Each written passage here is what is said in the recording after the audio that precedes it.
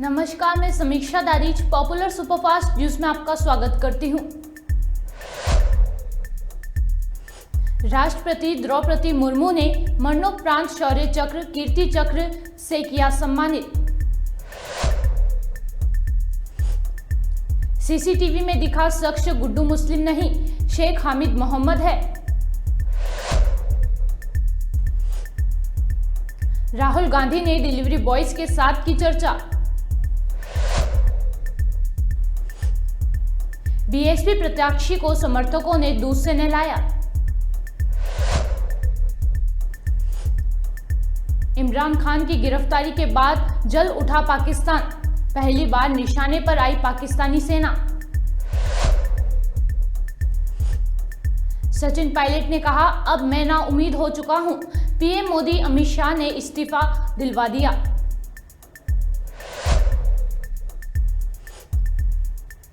राजस्थान में मिला लिथियम का खजाना, खत्म होगा चीन का एकाधिकार। समुद्री तूफान मोका को लेकर 5 बड़े अपडेट। सुप्रिया श्रीनेत ने स्मृति ईरानी को दिखाया जंतर मंतर का रास्ता। कर्नाटक वोटिंग के दिन मोदी श्रीनाथ जी पहुंचे, किए दर्शन। अब खबरें विस्तार से। मरणोपरांत शौर्य चक्र, कीर्ति चक्र से सम्मानित राष्ट्रपति द्रौपदी मुर्मू ने कर्तव्य निर्वहन में अदम्य साहस और असाधारण पराक्रम प्रदर्शित करने के लिए थल सेना और अर्धसैनिक और पुलिस बलों के कर्मियों को मंगलवार को 8 कीर्ति चक्र प्रदान किए।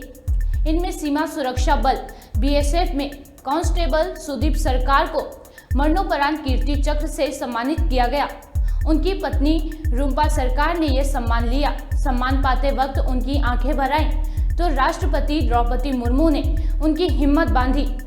भारत के 75वें स्वतंत्रता दिवस पर शौर्य चक्र पाने वाले 8 जवानों में पंजाब का शहीद लांस नायक जसबीर सिंह भी है।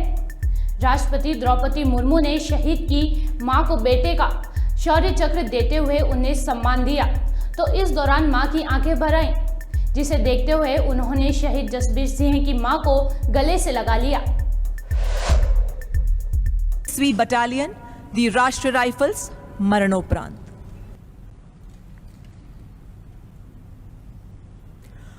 29 दिसंबर 2021 को अनंतनाग जिले के एक गांव में आतंकवादियों की मौजूदगी की जानकारी प्राप्त हुई और तुरंत गांव में घेराबंदी और तलाशी अभियान शुरू किया गया। गनर जसबीर सिंह इस आंतरिक घेरा का हिस्सा थे। लक्षित घर की गहन तलाशी के दौरान आतंकवादियों ने अंधाधुंध गोलियां चलाई और घेरा तोड़ने के प्रयास में 2 हथगोलों से हमला किया। त्वरित कार्रवाई करते हुए गनर जसबीर सिंह आगे बढ़े और सटीक जवाबी गोलीबारी से आतंकवादियों के भागने के रास्ते को अवरुद्ध किया। इस भीषण गोलीबारी में अपने अदम्य साहस का परिचय देते हुए वे फिर आगे बढ़े और आतंकवादियों के निकट पहुंच गए। अपनी सटीक गोलीबारी से एक A++ कैटेगरी आतंकवादी को मार गिराया। गनर जसबीर सिंह ने आतंकवादियों की भीषण गोलाबारी के बीच असाधारण वीरता, उत्कृष्ट कर्तव्य परायणता और बहादुरी का परिचय देकर आतंकवादियों से लड़ते हुए देश के लिए अपना सर्वोच्च बलिदान दिया। स्वर्गीय गनर जसबीर सिंह की माता श्रीमती सुखविंदर कौर एवं पिता श्री गुरबेज सिंह।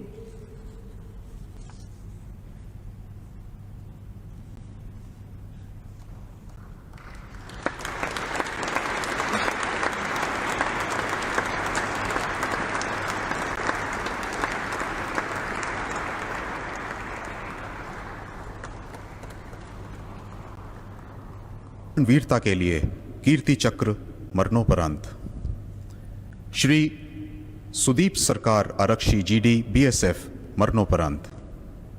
दिनांक 7-8 नवंबर 2020 की रात श्री सुदीप सरकार 169 बटालियन बीएसएफ कश्मीर में नियंत्रण रेखा पर घुसपैठ रोधी बाधा प्रणाली AIOS के पास गश्ती और घात दल के साथ तैनात थे। दल का मार्गदर्शन करते हुए श्री सुदीप सरकार ने सशस्त्र घुसपैठियों को AIOS की ओर बढ़ते हुए देखा। चुनौती दिए जाने पर आतंकवादियों ने रिज पर एक ऊंचे स्थान पर पर्याप्त सुरक्षा आड़ लेकर भारी मात्रा में गोलीबारी शुरू कर दी। सुरक्षा आड़ के बिना गोलीबारी का सामना करते हुए श्री सुदीप सरकार ने चतुराई से आतंकवादियों पर गोलीबारी जारी रखी और इसी बीच एक आतंकवादी को मार गिराया। घायल होने के बावजूद भी श्री सुदीप सरकार ने साहस का परिचय देते हुए आमने सामने की लड़ाई में एक आतंकवादी को मार गिराया और वह इसी दौरान वीर गति को प्राप्त हो गए। श्री सुदीप सरकार ने BSF की श्रेष्ठतम परंपरा के अनुसार अपनी जान की परवाह ना करते हुए कर्तव्य निष्ठा का उदाहरण देते हुए वीर गति को प्राप्त हुए। इसी सम्मान के लिए उन्हें कीर्ति चक्र मरणोपरांत से सम्मानित किया जाता है। स्वर्गीय श्री सुदीप सरकार की धर्मपत्नी श्रीमती रुम्पा सरकार।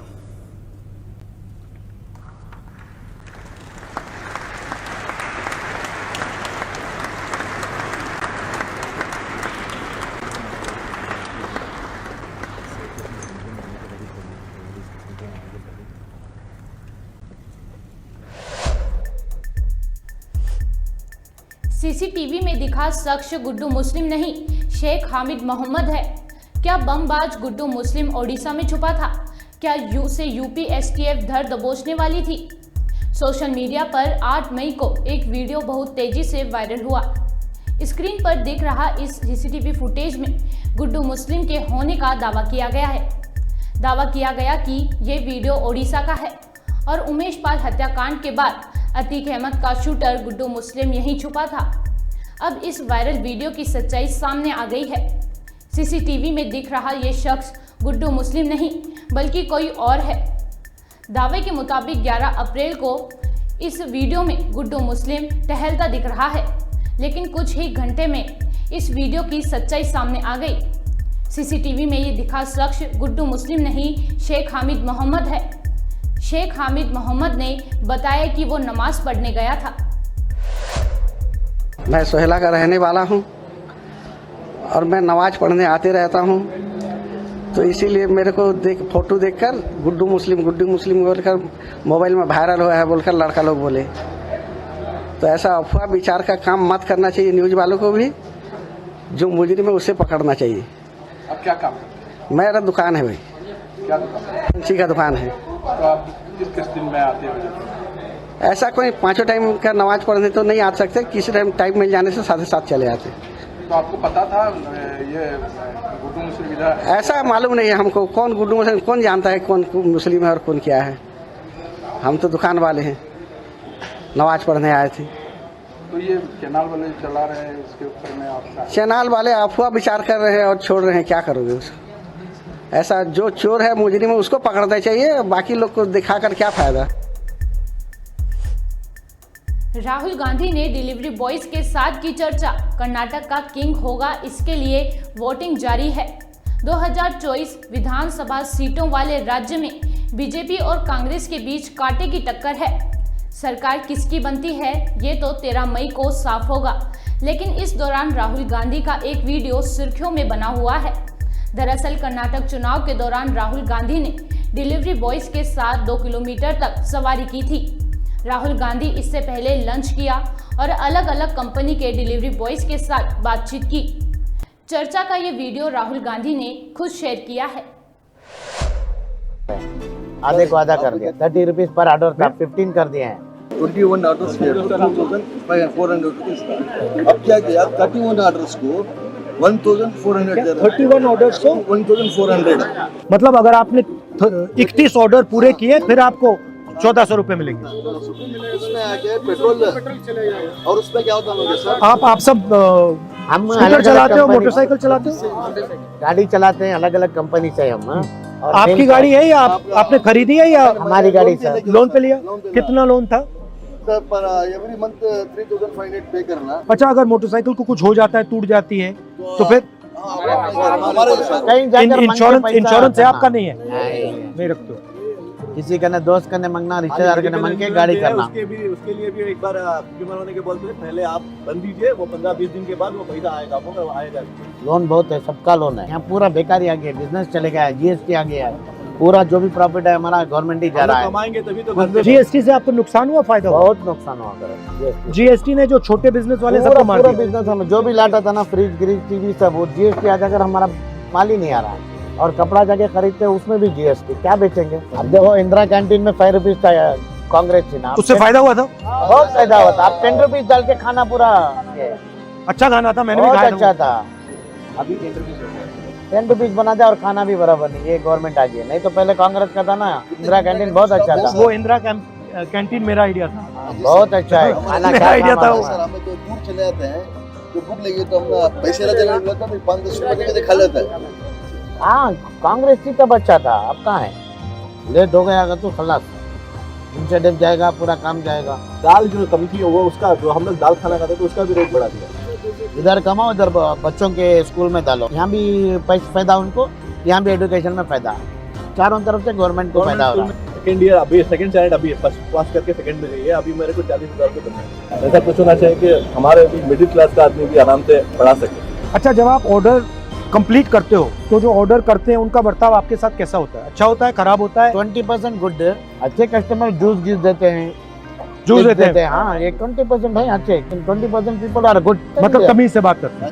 20% वाले। बारिश से भीग के गया था, कस्टमर के डिले में गए और वो एक मैडम थे, अंदर बुलाया कि बोले कॉफी लीजिए पहले आप, बाद में ऑर्डर दीजिए। तो हमको खुशी है, चलो अभी इज्जत करने वाला हमारा भी है। 20% गुड सर। फोन किया तो मैं आपके लोकेशन को, तो वो बोलता मैं बाहर वेट करो, half an hour 40 minute wait करते हैं घर के बाहर जाके, वो आएंगे तो इससे मतलब आपके समय की कोई कीमत नहीं है? नहीं ऑर्डर के लिए वेट कर रहे हैं ना, वो ऑर्डर अगर दे नहीं पाए, वो कस्टमर कैंसिल कर रहे तो हमें कैंसिल करना पड़ता है।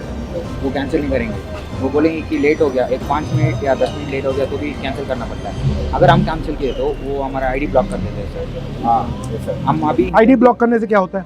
हमारा काम 1 आवर ऑर्डर नहीं मिलेगा। तो एक वीक में आपका कितना पैसा बनता है?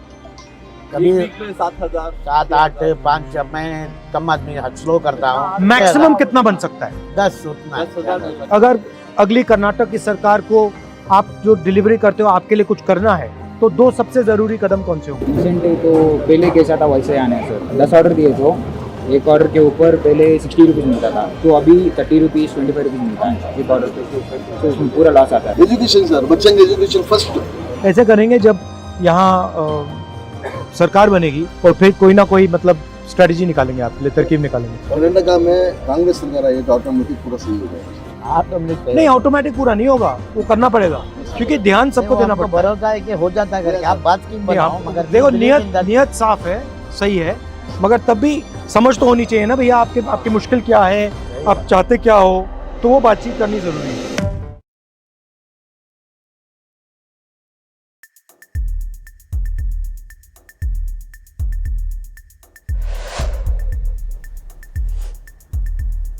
बीएसपी प्रत्याशी को समर्थकों ने दूध से नहलाया। बीएसपी प्रत्याशी को समर्थकों ने दूध से नहलाने का वीडियो सामने आया है, जिसमें बीएसपी प्रत्याशी को समर्थकों ने दूध से नहलाने की बात की तो प्रत्याशी हाथ जोड़कर बैठ गए और समर्थकों ने दूध से नहलाया तथा उसके तत्पश्चात माल्यार्पण भी किया। इमरान खान की गिरफ्तारी के बाद जल उठा पाकिस्तान। पहली बार निशाने पर आई पाकिस्तानी सेना। पाकिस्तान के पूर्व प्रधानमंत्री इमरान खान की अचानक गिरफ्तारी के बाद पूरे देश में बवाल मच गया है। इमरान खान की पार्टी पाकिस्तान तहरीक-ए-इंसाफ पीटीआई के कार्यकर्ताओं और समर्थकों ने रावलपिंडी में सेना मुख्यालय और लाहौर में कोर कमांडर के आवास पर धावा बोल दिया। लाहौर से इस्लामाबाद पहुंचे खान इस्लामाबाद हाई कोर्ट में एक बायोमेट्रिक प्रक्रिया से गुजर रहे थे, तभी रेंजर्स ने कांच की खिड़की को तोड़ दिया और वकीलों एवं खान के सुरक्षा कर्मचारियों की पिटाई करने के बाद उन्हें गिरफ्तार कर लिया गया।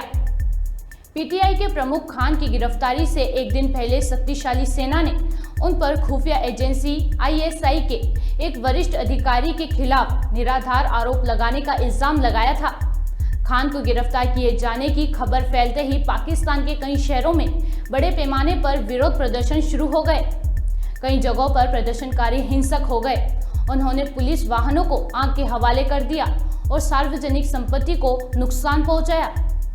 खान के समर्थकों ने रावलपिंडी में सेना के विशाल मुख्यालय के मुख्य द्वार को तोड़ दिया। हालांकि इस दौरान सैनिकों ने संयम बरता, वहीं प्रदर्शनकारियों ने सेना के खिलाफ नारेबाजी की। सचिन पायलट ने कहा, अब मैं नाउम्मीद हो चुका हूं। पीएम मोदी अमित शाह ने इस्तीफे दिलवा दिए हैं। आइए जानते हैं उन्होंने क्या कुछ कहा। पर आए, सबसे पहले तो आप जानते हैं कि कल शाम को कर्नाटक राज्य में प्रचार समाप्त हुआ है और कल यानी 10 तारीख को वहाँ पर मतदान है।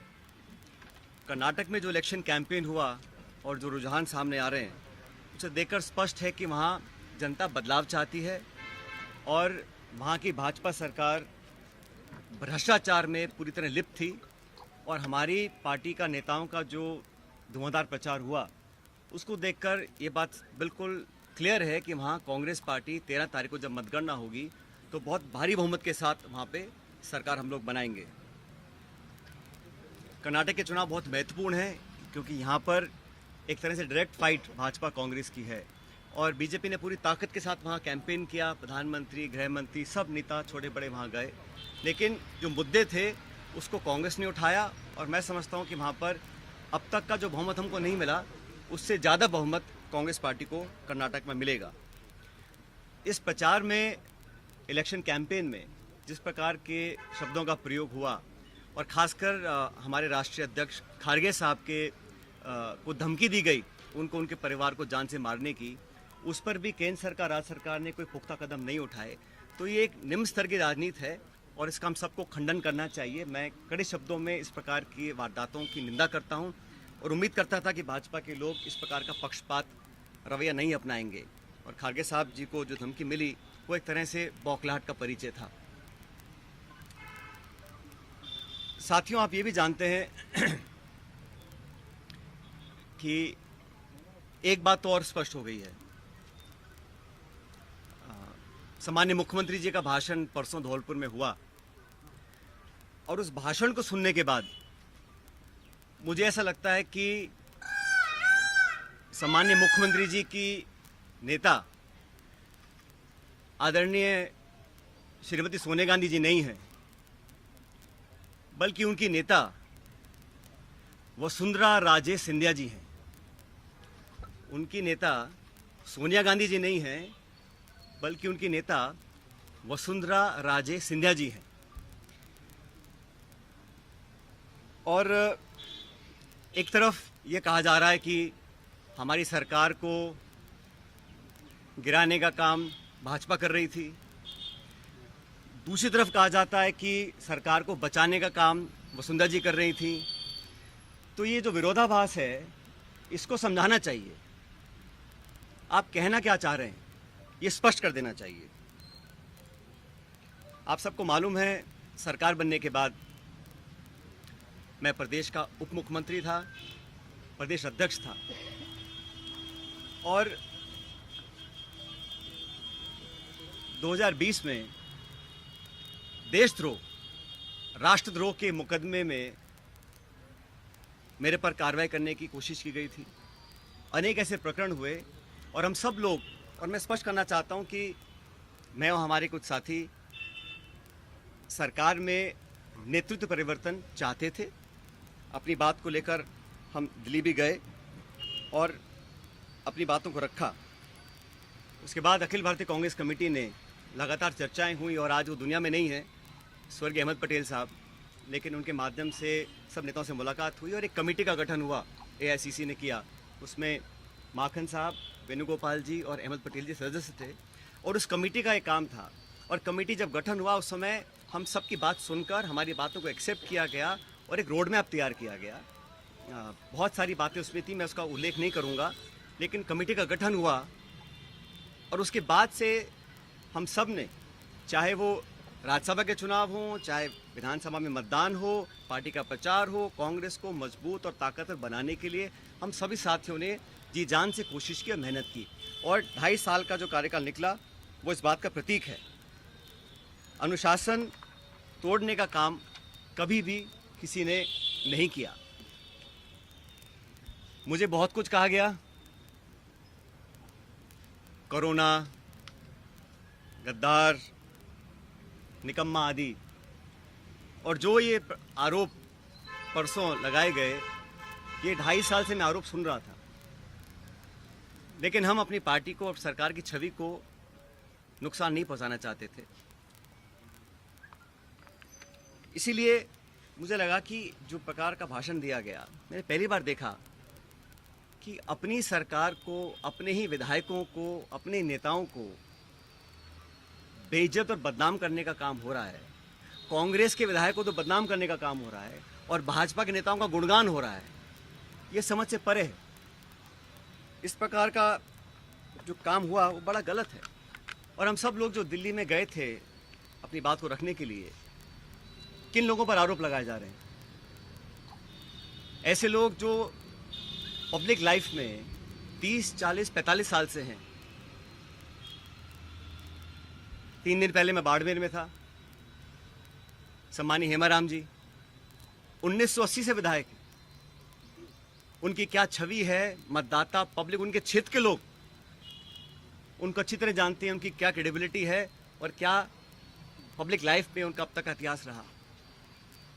ओला साहब, जिनके स्वर्गीय पिताजी 1957 से चुनाव लड़ रहे हैं, बड़े बड़े पदों पर रहे, और हेमाराम जी ने तो अपने नौजवान बेटे की मौत में और याद में एक छात्रावास बनाया है। 100 करोड़ की ज़मीन तो उनकी बाड़मेर में, निजी ज़मीन को उन्होंने दान किया समाज के लिए, लोगों के लिए। पैसा इकट्ठा कर 22 करोड़ का हॉस्टल बनाया 150 बच्चों के लिए, गरीब बच्चों के पढ़ने के लिए। इन सब लोगों पर इस प्रकार के आरोप लगा देना, मैं समझता हूँ बहुत गलत है, बहुत निंदनीय है, और मैं सिरे से इन बेबुनियाद और झूठे आरोपों को नकारता हूँ।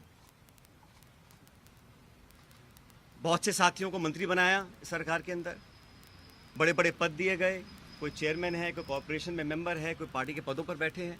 3 साल हो गए। ऐसे लोग जो पब्लिक लाइफ में रहे, जिन्होंने अपना नाम कमाया, जिनकी एक साख है, उन पे आरोप लगा देना कि आप चंद रुपए में बिक गए, मैं इसको बहुत गलत मानता हूं।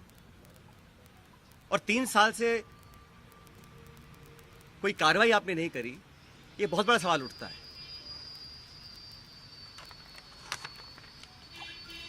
साथियों, हम दिल्ली में गए, अपनी बात को रखा, और उसके बाद सारे तथ्यों को संज्ञान में लेने के बाद हमारी अध्यक्षा सोनिया गांधी जी ने 25 सितंबर को सम्मानीय माखन साहब और सम्मानीय खड़गे जी को जयपुर भेजा था। आप सब जानते हैं वो विधायकों की मीटिंग हो ही नहीं पाई। सोनिया गांधी हमारी पार्टी के अध्यक्ष थी उस समय। उनकी जो अवहेलना हुई, उनकी जो मानहानि हुई, उनकी जो बेइज्जती हुई, वो गद्दारी थी।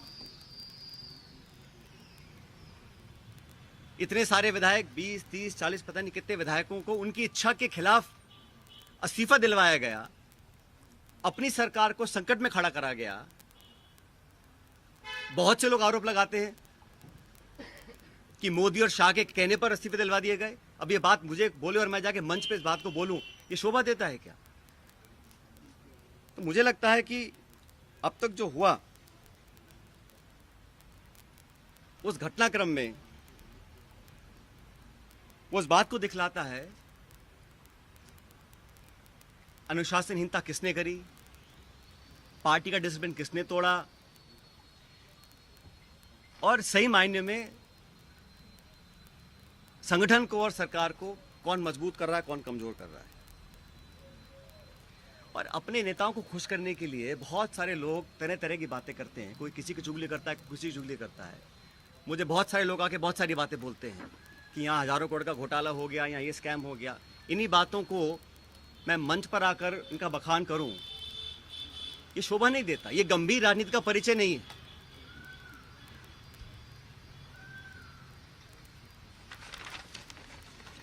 इसीलिए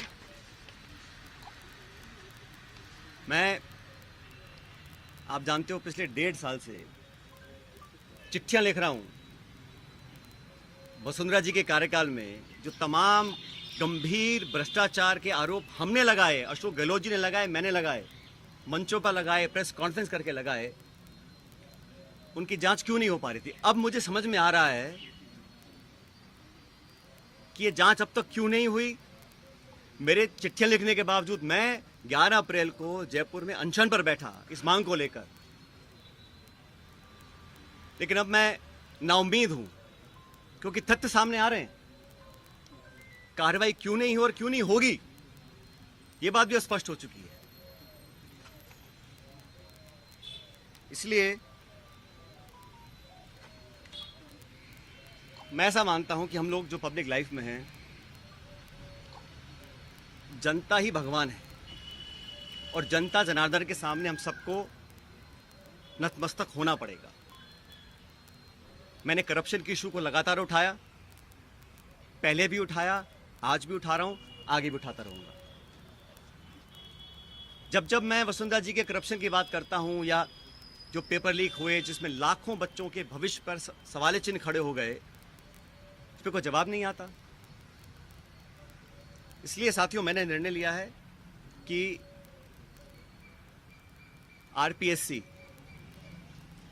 जहां से कई सारे पेपर लीक हुए, बहुत सारी वहां पे खबरें आई कि वहां पर तमाम भ्रष्टाचार हो रहा है, अजमेर स्थित आरपीएससी है। मैं 11 तारीख को परसों अजमेर से एक यात्रा निकालूंगा। जनता के बीच जाकर जनता की आवाज़ सुनेंगे, जनता के मुद्दों को उठाएंगे और जैसा मैंने शुरू में कहा, जनता जनार्दन है, तो जनता के बीच जाना हम सबका दायित्व बनता है। और जो करप्शन के इश्यूज़ हैं, जो नौजवानों के इश्यूज़ हैं, जो पेपर लीक और पेपर कैंसिल के और नौजवानों के हितों से जुड़े मुद्दे हैं, उनको उठाकर मैं एक जन संघर्ष यात्रा निकालने जा रहा हूं, जो 11 तारीख को शुरू होगी अजमेर से और जयपुर की तरफ हम लोग आएंगे। लगभग 125 किलोमीटर की यात्रा है। जन संघर्ष यात्रा लोगों के हितों के लिए, करप्शन के खिलाफ, नौजवानों के संरक्षण के लिए। उनकी आवाज़ को हम सुनेंगे, उनकी आवाज़ को बुलंद करेंगे और मैं समझता हूं कि सही निर्णय तब लिए जाएंगे जब जनता का पूरा हमारा साथ होगा, जनता का पूरा प्रेशर होगा। पद यात्रा है, जन संघर्ष पद यात्रा 11 मई को मैं अजमेर से शुरू करूंगा और हम जयपुर आएंगे। लगभग 5 दिन का समय इस यात्रा में लगेगा। तो जैसे मैंने कहा, ये यात्रा किसी के विरोध में ना होकर करप्शन के विरोध में है, नौजवानों के पक्ष में है। जो तमाम जनता में आज मुद्दे हैं, जो इश्यूज़ को लेकर हम राजनीति करते हैं, जिन इशू पर मैं हमेशा अपनी बात रखता आया हूं, उनके बीच जाकर, उनकी बात सुनकर, उनकी आवाज़ बनने की हम लोग कोशिश करेंगे। और ये अभियान शुरू होगा 11 तारीख को।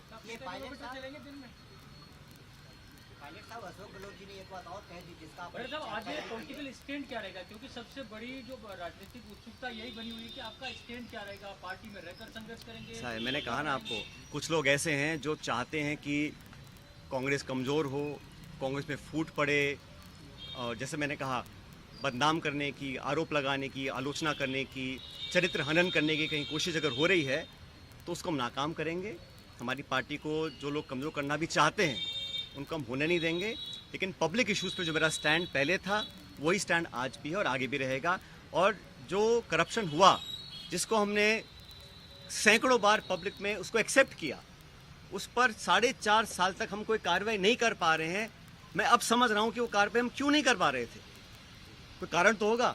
मैंने चिट्ठियाँ लिखी, अनशन किया, आवेदन किया, आग्रह किया, बार बार किया, हाथ जोड़ कर किया।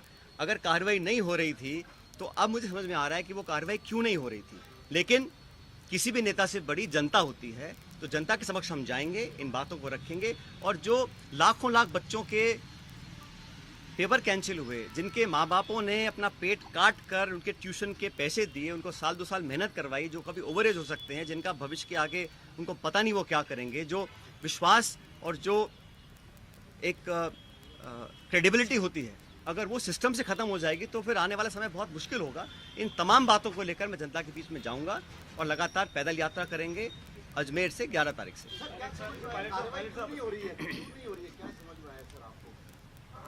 मैंने कहा ना, मैंने जो धौलपुर का भाषण सुना माननीय मुख्यमंत्री जी का, उसको सुनने के बाद अब मैं समझ गया हूं कि वो कार्रवाई अब तक क्यों नहीं हुई और मेरे तमाम आग्रह करने के बाद भी क्यों नहीं हो रही।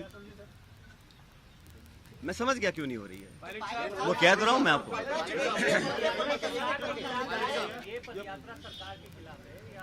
ये मैंने शुरू में कहा, ये यात्रा किसी के खिलाफ नहीं है, ये यात्रा करप्शन के खिलाफ है, भ्रष्टाचार के खिलाफ है, ये यात्रा नौजवानों के पक्ष में है, उनके हितों की रक्षा करने के लिए है और जनता के बीच हम सबको जाना भी चाहिए। हम जनता के बीच जाएंगे नहीं और हम अपने ही विधायकों को, अपने ही मंत्रियों को, अपनी सरकार को बदनाम करते रहेंगे, बेइज्जत करते रहेंगे, तो हम जनता के बीच चुनाव लड़ने कैसे जाएंगे 6 महीने के बाद?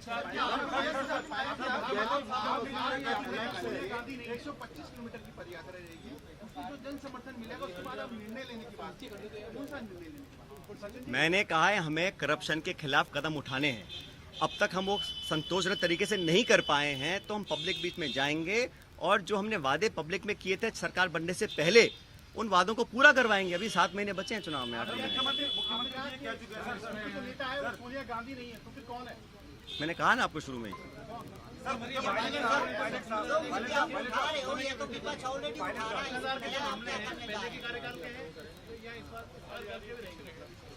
भाई करप्शन तो कहीं पर भी हो, उसके विरुद्ध हम, चाहे वो कांग्रेस पार्टी हो, हमारी सरकार हो, हम तो खुद ही कह चुके हैं कि हमारी 0 टॉलरेंस है करप्शन के खिलाफ, तो उस पर हमें खरा उतरना है। और जो मुद्दे संज्ञान में आए थे, मैंने पूरा लिस्ट पिछली बार आपको किया था, उनमें से कहीं कहाँ कार्रवाई हुई है?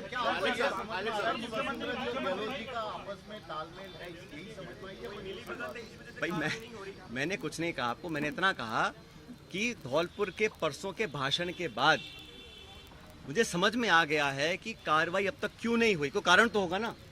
जिस बात को मैं 5 साल लगातार बोल रहा हूँ, सरकार में आने के बाद नहीं कर रहा हूँ, तो क्या कारण थे? वो कारण सामने आ गया। उसी भाषण में मुख्यमंत्री ने कहा कि एआईसीसी से पैसा दिलवा देंगे। उसी भाषण में मुख्यमंत्री ने कहा। इसका जब ऐसा है, मैंने आपको शुरू में कहा कि मैं किसी पे आरोप लगा दूं कि इसने 1000 करोड़ खा गया, 10,000 करोड़ खा गया, 1 लाख करोड़ खा गया, उसका कोई मतलब नहीं है। पब्लिक लाइफ में अगर तथ्य प्रमाण किसी के पास हैं तो कार्रवाई कर देनी चाहिए थी, अब तक क्यों नहीं करी? और ये जो पैसे की बात है, जिन लोगों का पूरा राजनीतिक जीवन सिर्फ पैसे के दम पर पनपा हो, शायद उनको हर चीज़ में पैसा नोट दिखाई देता है। ऐसा नहीं है, पब्लिक जज्बात भी कुछ होते हैं, पब्लिक वोट भी कुछ होती है, पब्लिक इमेज भी कुछ होती है। जिन लोगों की राजनीति सिर्फ पैसे के दम पर चलती आई हो, उनको हर चीज में अगर पैसा दिखता है, उसका मेरे पास कोई जवाब नहीं है। मैं 3 साल से बातों को सुन रहा हूँ। मैंने बार बार कहा है कि करप्शन के खिलाफ हम सबको लड़ना है। अगर किसी पे कार्रवाई करनी तो कर देनी चाहिए थी, इंतजार किस बात का है? और जिन लोगों पे आरोप लगा रहे हैं, समझना चाहिए उनकी 30, 40, 50 साल की राजनीति है। हम भी बड़े बड़े पदों पर रहे हैं, केंद्र में रहे हैं, राज्य में रहे हैं, निर्वाचित रहे हैं, पब्लिक के सामने काम किया है। अगर कोई उंगली उठा सकता है बता दे हमारे को। इस तरह के आरोप लगाने से, सुन ले मेरी बात, इस तरह के आरोप लगाने से कोई किसी का लाभ नहीं होने वाला है। आरोप तो मैं भी लगा सकता हूँ, जबान खोलने में क्या दिक्कत है किसी को, लेकिन हम संयमित रहे। तमाम गालियां खाने के बाद भी हमने पार्टी का अनुशासन नहीं तोड़ा, आज भी नहीं तोड़ रहे हैं। हम चाहते हैं कि हम पब्लिक की बात को उठाते रहें, सच्चाई के लिए लड़ते रहें, युवाओं की बातों को रखें। आरोप लगाना बड़ा आसान होता है, लेकिन पब्लिक को जवाब देना बड़ा मुश्किल होता है। एआईसीसी का नाम लिया गया है सर, एआईसीसी का नाम लिया गया है, आपको नहीं लगता कि वहां से कोई खंडन होना चाहिए? अरे मैं कह रहा हूँ, किसी को किसी भी करप्शन के चार्ज कहीं किसी पर भी हो, अगर तथ्य हो तो कार्रवाई कर देनी चाहिए। अब तक क्यों नहीं करी कार्रवाई किसी ने भी? ये आरोप लगाना, सुनिए मेरी बात, विधायकों पर, कांग्रेस के विधायकों पर, जिनके दम पर हम मुख्यमंत्री बने हैं, सोनिया गांधी जी इनके आशीर्वाद से मुख्यमंत्री बने हैं, आप उन्हीं को बदनाम करेंगे, उनकी आलोचना करेंगे, उनको बेइज्जत करेंगे, तो पब्लिक सवाल नहीं पूछेगी हमसे 6 महीने के बाद। इसी इस प्रकार के निराधार आरोप लगाना कोई बहुत गंभीर राजनीति का परिचय नहीं है। इसका क्या करें? मैं कह रहा हूँ ना, एक तो आरोप लगा रहे हैं कि भाजपा सरकार गिरा रही थी, दूसरी बात कह रहे हैं कि वसुंधरा सरकार बचा रही थी। तो मैं समझ नहीं बोलना क्या चाह रहे हैं, कौन गिरा रहा था, कौन बचा रहा था? हमारा सब समझौता दिल्ली में हो गया, कमेटी ने निर्णय ले लिया, हम सब समझौते के बाद जयपुर आए, सदन में पेश हुए, हम सब ने एक स्वर से अपनी सरकार का समर्थन किया, हर मतदान कांग्रेस के पक्ष में किया, राज्यसभा का चुनाव हो, मध्य विभाजन हो, हर जगह 2.5 साल से हम सब लोगों ने अपनी कथनी करने में कोई फर्क नहीं रखा। मैं तमाम अपनी आलोचना सुनने के बाद जो मुझे कहा आप सब जानते हैं। मैं भी तर्क दे सकता था, जवाब दे सकता था, लेकिन मैंने अनुशासन में रहा। मुझे पार्टी की चिंता है, सरकार की चिंता है, इसलिए मैंने बोला नहीं। लेकिन इस प्रकार के पब्लिक प्लेटफॉर्म पर आकर अगर कोई किसी का चरित्र हनन करेगा तो उसका जवाब तो जनता को देना ही पड़ेगा। क्या आपको पार्टी छोड़ने के लिए मजबूर किया जा रहा है? मैं यात्रा निकाल रहा हूँ पब्लिक इश्यूज को लेकर, और मैंने कहा ना, अगर कोई चाहता है कि कांग्रेस को कमजोर करने की कोशिश करेगा तो उस कोशिश को हम नाकाम करेंगे।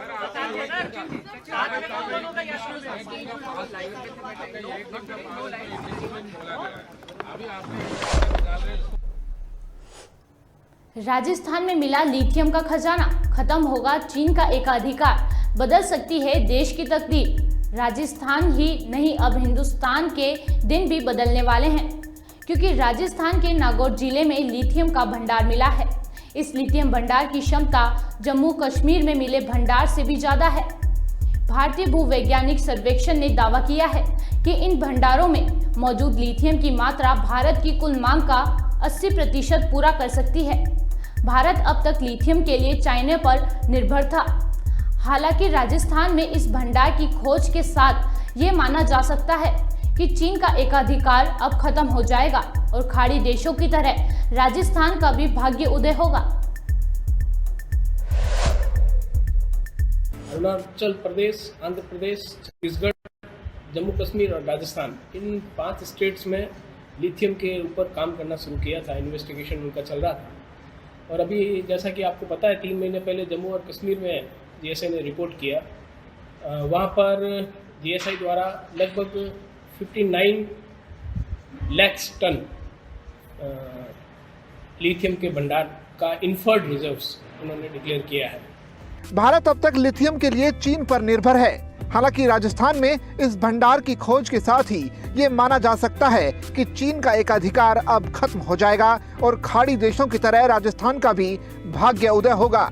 हमको भी भारत में अगर इसको पार करना है, इसको चाइना की मोनोपोली को खत्म करना है, तो हमें उस ओर बढ़ना होगा कि हम इस लिथियम को किस तरह से लिथियम कार्बोनेट और लिथियम हाइड्रोक्साइड में बदलाव करते हुए इसका उपयोग करें, ताकि कि जो बैटरी है जिसमें लिथियम का उपयोग होता है उसमें हमको ये उपयुक्त मात्रा में मिल सके।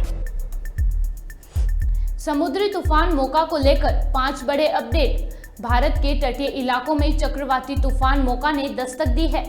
इसका असर न केवल तटीय इलाकों में देखा गया, बल्कि मैदानी राज्यों में भी तेज बारिश और हवाएं देखी गईं।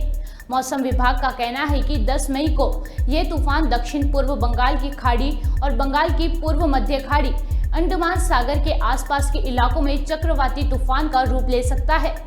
तटीय इलाकों में मोका को लेकर अलर्ट जारी किया गया है। सुप्रिया श्रीनेत ने स्मृति ईरानी को दिखाया जंतर मंतर का रास्ता।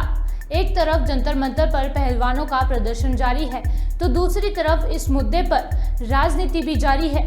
एक बार फिर से कांग्रेस नेता सुप्रिया श्रीनेत ने केंद्रीय मंत्री स्मृति ईरानी को लपेटे में ले लिया है और ट्वीट कर केंद्रीय मंत्री को जंतर मंतर तक का रास्ता दिखाया। उन्होंने गूगल मैप पर तस्वीर की ट्वीट कर स्मृति ईरानी को घेरा है। कर्नाटक वोटिंग के दिन मोदी श्रीनाथ जी पहुंचे, दर्शन किए। प्रधानमंत्री नरेंद्र मोदी बुधवार को राजस्थान पहुंचे। मोदी ने राजसमंद जिले के प्रसिद्ध तीर्थ स्थल नाथद्वारा में रोड शो किया। इसके बाद प्रधानमंत्री ने श्रीनाथ जी मंदिर में राजभोज झांकी के दर्शन किए। यहां मंदिर ट्रस्ट ने उनका स्वागत किया। मोदी उदयपुर से हेलीकॉप्टर से श्रीनाथ जी दर्शन के लिए पहुंचे थे।